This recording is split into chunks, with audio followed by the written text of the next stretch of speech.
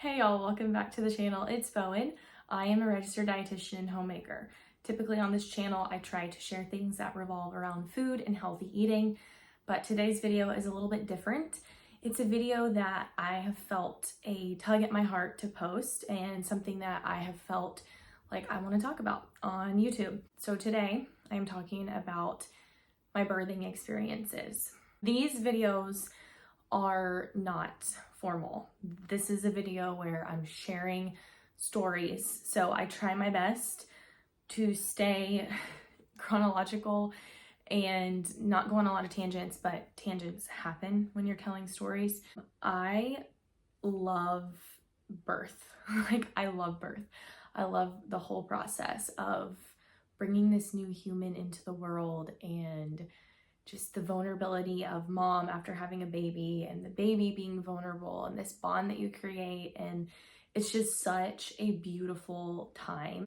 And I pray for myself and other people to have the birth that they want in their heart. I feel like that is so important for women to feel in control of their birth because that affects the mom far after the birth. I am very thankful that both of my births I have a lot of peace with. So this is a positive video about hospital births. My hospital births were both very different. Both times was an experience that made me let go of control.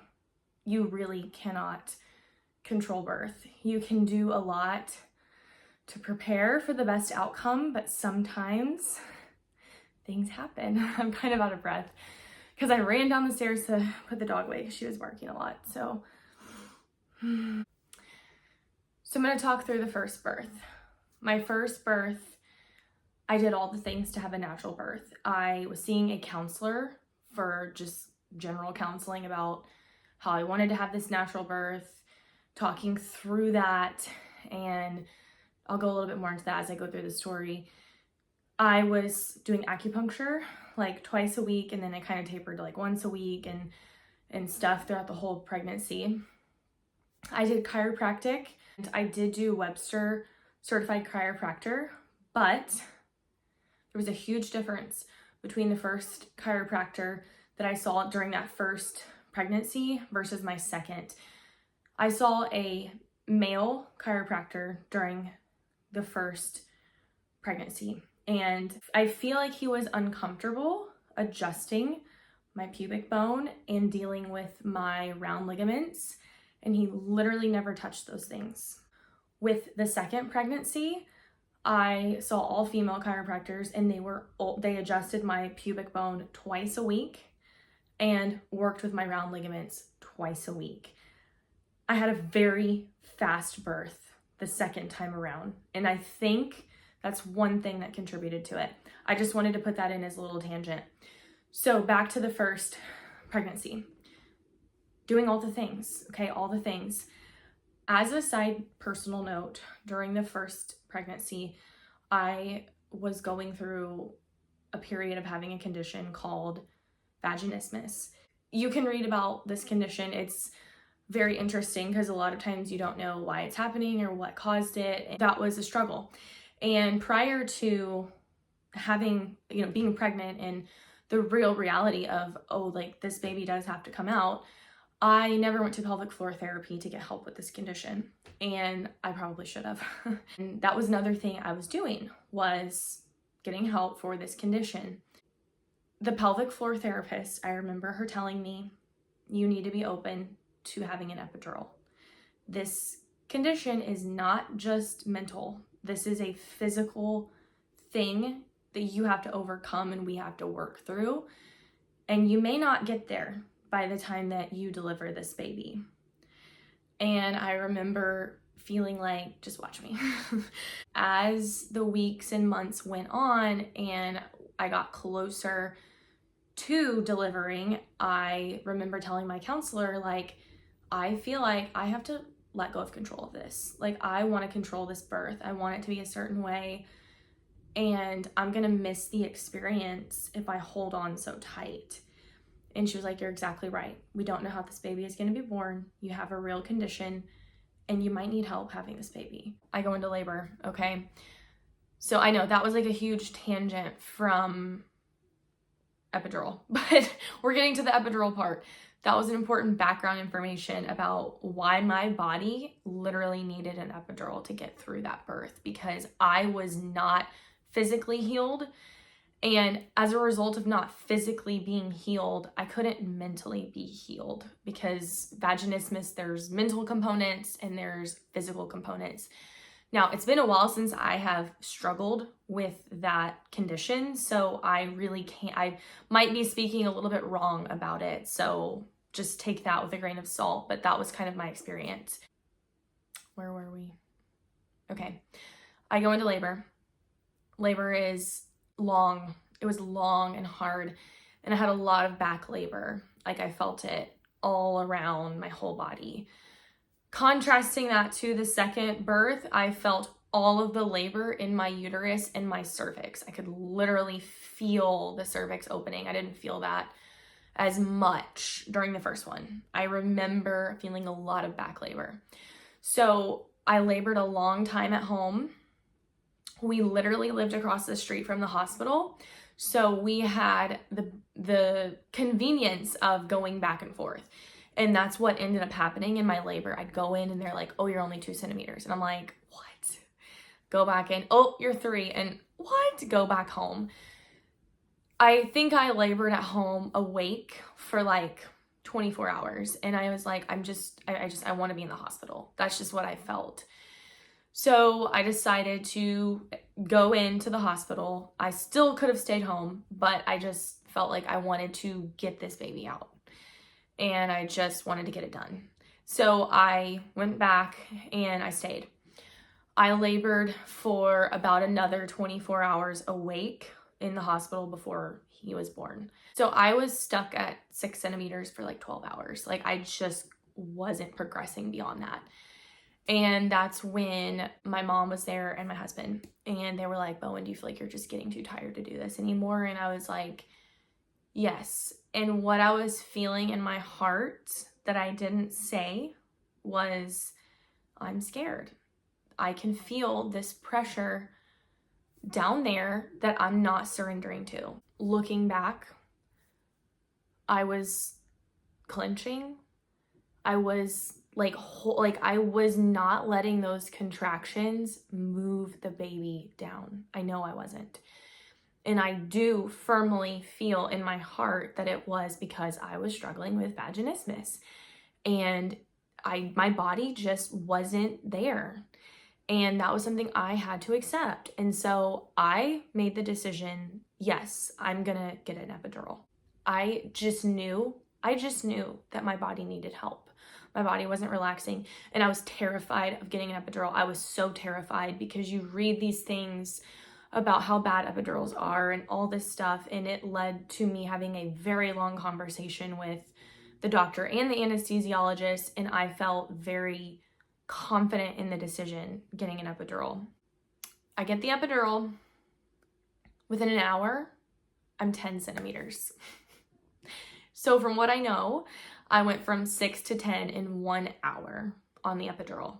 I didn't need any Pitocin or whatever else they give. All I needed was the epidural to fully relax my body and birth the baby.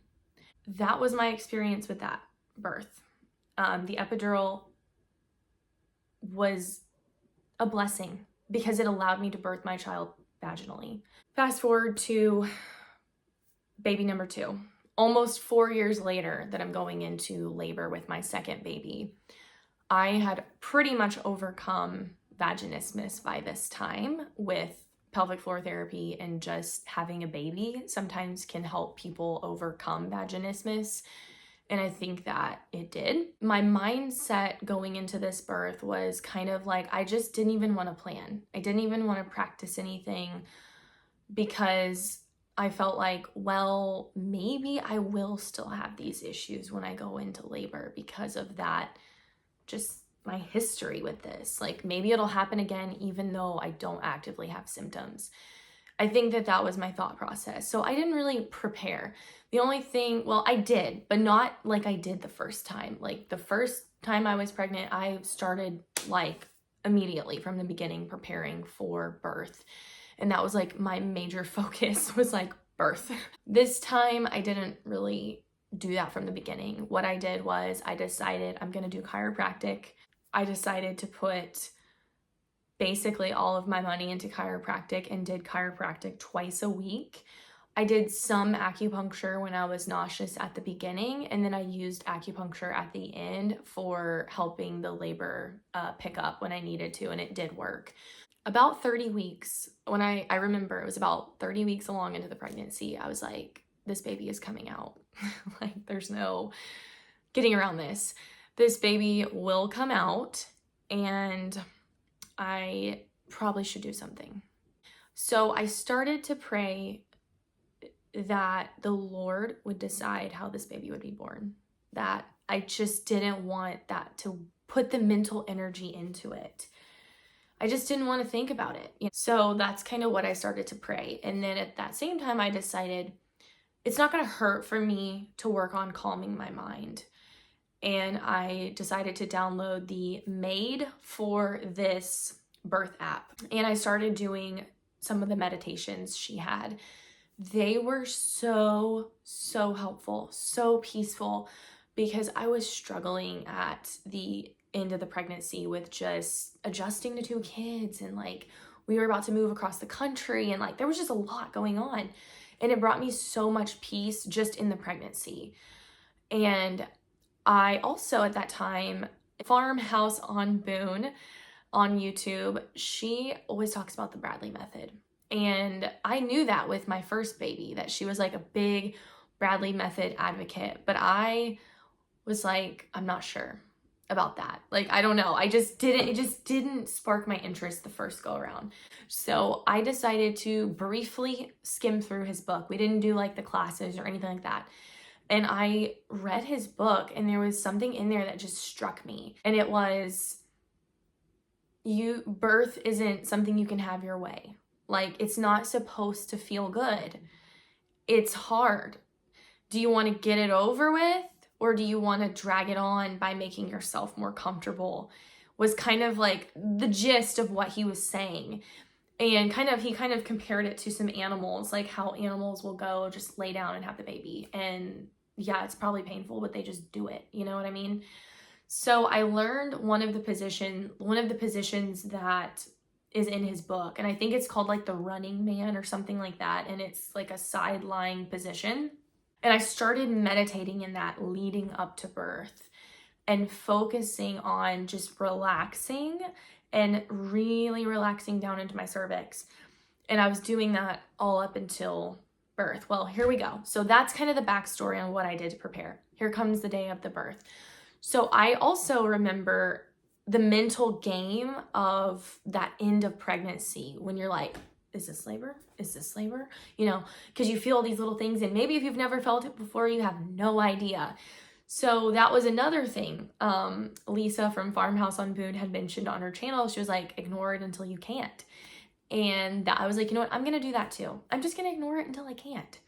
And so I feel like I labored for a few days on and off at home.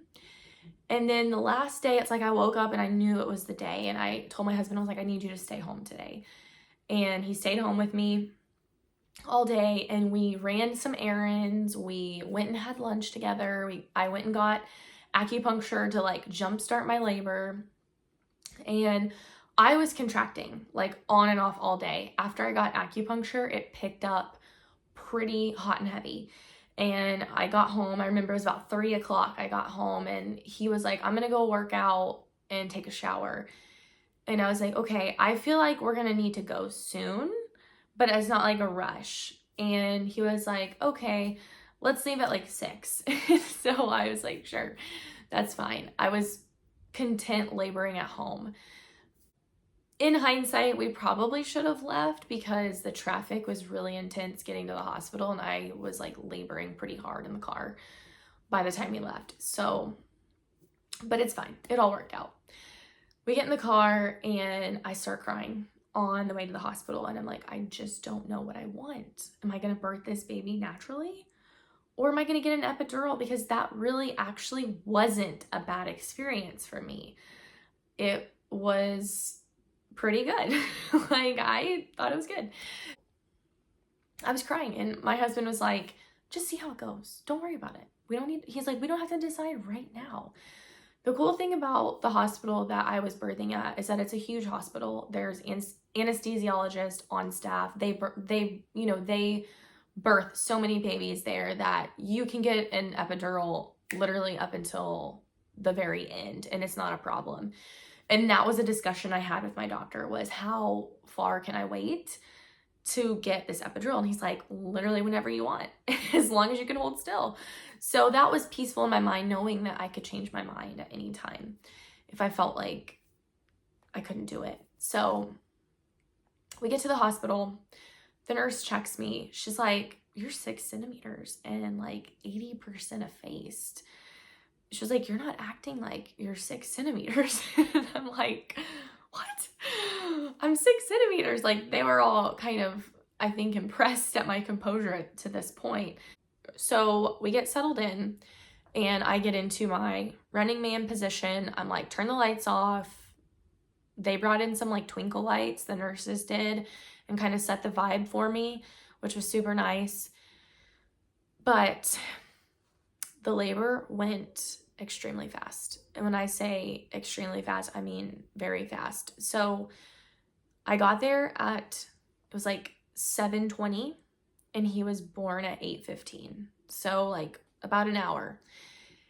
Imagine this though. So I mean, we drive up in the truck at 7:20. It takes 10 minutes to walk to the room. It takes 10 minutes for the nurses to like get me to the room, you know, all this stuff. So it's like, once I got to the room, it was probably like 40 minutes of actual me laboring. It was just crazy how fast it went. And I was going through transition at one point. Obviously, you have to go through transition. And that's when I was saying, I can't do this and I'm going to throw up. And I was like, get the baby out, you know, freaking out. Just, I was not composed during the transition part. And it was really challenging. That was one of the most challenging parts of the whole thing. Once I got through that and it was time to push, it really wasn't that bad. The transition was hard though, like that feeling of the baby moving down, and it's so hard to describe it, and I only can ever describe it as intense. It was really, really intense. The thing about that birth that scared me was how fast it was. I really didn't believe my body was capable of that. And I think that God showed me, you are capable of this. Like, I'm with you, and you have been surrendering, you've been relaxing, you've been trying all the things. You are capable of doing this. And that is what that birth showed me. Because there wasn't time to get an epidural. There wasn't really time. Like, by the time that I was like, you know, there was a moment where I was like, I want an epidural. And the nurse was like, you're going to do it without it because you have to. Because I would have been pushing the baby out as they would have been placing the epidural. It wasn't like I had a long drawn out pushing session. I think I literally pushed for like less than 5 minutes. That's how fast this happened. I know I've said that a lot during the story, but it was fast. It was really fast. Those are my experiences. That's the story portion of this video. So these are just concrete things about the experiences, so that maybe if you will feel stuck making this decision or worried about this decision, these kind of things can maybe help you. With the epidural, I do feel like once the baby was born, I was super excited and super happy, and like it was very magical. Like, it was special. They put him on my chest. We started nursing. Did have tears with that birth and had to get stitched. So that part, in comparison to the natural birth, was better, because with the natural birth, I I don't know if this happens to everyone, but I was shaking so hard after the baby was born. I was like, it's like, I guess the adrenaline or something, the oxytocin, or whatever hormones are flooding through your body, I was shaking. But I felt, I don't know if the word is like high. I felt very euphoric, very like out of body. Like, I don't know. It felt different from the epidural birth. So I feel like with the natural birth, I was just like, oh my God, I did this. Like just this like, feeling, and like really happy and really excited. And I was super excited with the other baby too. But it wasn't quite as like, oh my gosh. But they were both really good experiences, if that makes sense. Like, I'm not sad that my first birth was an epidural. I felt a lot more of the stitching with the natural birth. They do like numb you and stuff, but there's like a lot of pinching and poking that happens with that process. The tears were really minor with that birth, despite it being fast, which I was really scared that I was gonna just tear like crazy, because that reminds me of something about that birth. I was involuntarily pushing him like way before they were like, okay, it's time to push, you know. My body was like bearing down. It was like my body would have a contraction, and naturally I would just go like and push him down. It was wild because I wasn't doing it. Like my body was just taking over. It was really cool. And I'm like, wow, you should have just been a little bit more chill during that, because I was definitely screaming and definitely having a hard time maintaining composure, because I think my mind was like, wait, can you do this? And my body was like, I'm doing it. I think the biggest thing going from the first birth to the second was that I had a huge mental shift where I surrendered to the pain and decided, I'm not going to argue with this pain. I'm not going to spend this entire pregnancy trying to figure out how to not have pain during childbirth. And pain is still, whenever people ask me like about a natural birth, it's intense. I can never say it's painful. It's so hard to explain. But you think pain when you're talking about childbirth, and some people don't have, you know, they supposedly have pain-free childbirths, and that's amazing. Think that the mental shift is what allowed me to birth naturally and go with it. It's not a comfortable process. It's a process you have to surrender to and really relax your whole body as best you can when you feel those contractions coming. Easier said than done. I know that birth can bring on anxiety for women, and all the choices for birth are scary. That's my opinion. They're all scary. It's all a unknown thing. But you come out on the other side of it very empowered for the things that you go through. For me, what I've learned with birth is I can't control it. It's the one thing in life I can do my best to prepare my body, prepare my heart, mind, spirit, pray. But after that, it's not really in my control. And that's a beautiful part of it, is that it's something you have to surrender to, because there's a lot of things in motherhood that you surrender to and you can't control. And so it's a kind of just a welcoming initiation. Birth is amazing. Babies are magical little people that will change your life. And I love it. So I hope that this video has brought you something helpful today. And thank you for watching. I don't always do videos like this, but occasionally I just feel like they're on my heart, and so I do them. But I hope you'll have a good rest of your day.